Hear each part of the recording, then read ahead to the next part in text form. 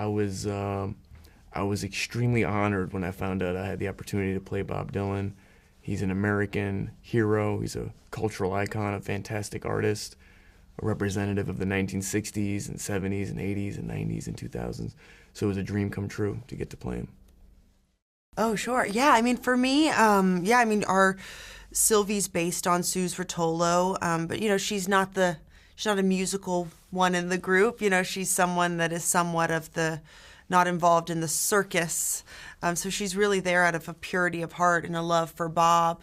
But, I read Suze's memoir, which is beautiful and really puts you in the time of the 60s village in New York.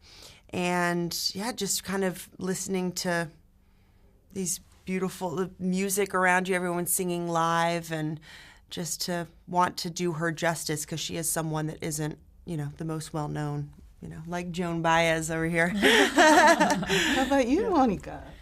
Well, I mean, I was elated at the opportunity to get to play Joan, but also just absolutely terrified. And I didn't play guitar or sing, and so I just had to kind of deep dive into the music and try to get a sound that was somewhat recognizable as Joan. And yeah, same thing. I mean, just memoirs, documentaries. Luckily, all of these people are really honest about themselves and about who they were at the time. So I felt like we all kind of got a lot of really helpful information. And it's a well-documented time, too. So I think we were gifted with a lot of information to kind of use and play with. I think just putting a lot of time in, trying to put as much time in as possible, and spending the 5 years working on it and listening to all the wonderful Bob Dylan and Joan Baez and Pete Seeger material available because it's sort of infinite, and living in this period as much as possible, which was a gift for all of us, I think, because it was such a beautiful, fertile, artistic period, not only in the States, but globally in the 1960s. Mm-hmm. Yeah, it made me feel great. I'm an avid X user. I'm passionate about the platform. It was great to see him. It was great. Constantly checking I'm X. Constantly checking constantly searching. I like it. I'm always looking at Monica and Elle's, recent top stuff. But but people talk about you. I was hugely affirmed. I felt great to see that post. He's a hero and a legend. So I was very, very grateful to see that post. And it was it'd be like your hero patting you on the back and saying, "Great job, keep going."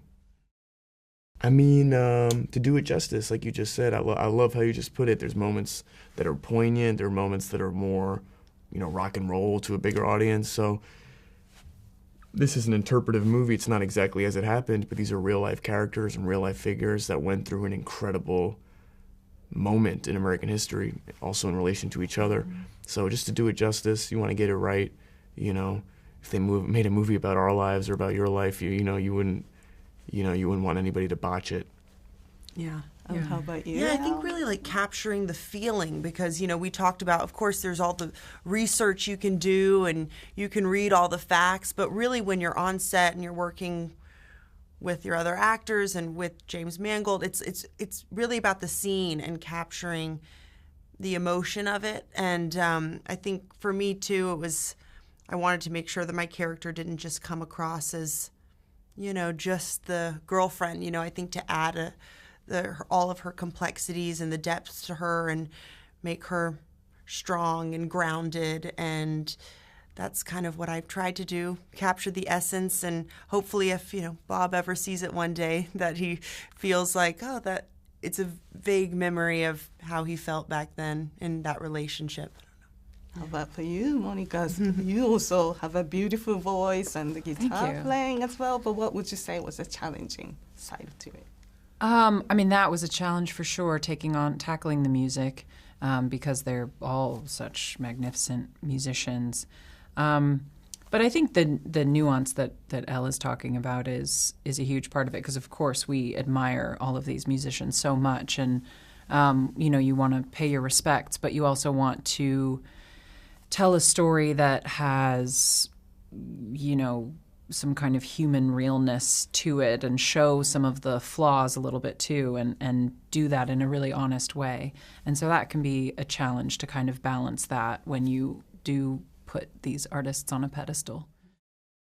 I never really got to see any of Elle's scenes because we share one look. We don't really interact. Yeah. And it was really fun to kind of see. I mean, we'd read the script, so we knew, but you don't know until you see each other's scenes and our little moments about the carnival and things like that are sort of bouncing between the two of us. I thought that was really satisfying. Yeah. No, I love y'all's scene in the Chelsea Hotel. That's a great one. Really good. Yeah, sure. Mm-hmm. Yeah, to a Japanese audience. Yeah. Thank you. We hope, Bob Dylan and these characters are historical figures, but I know they have actually a large fan base and a large cultural significance in Japan, like they do in America.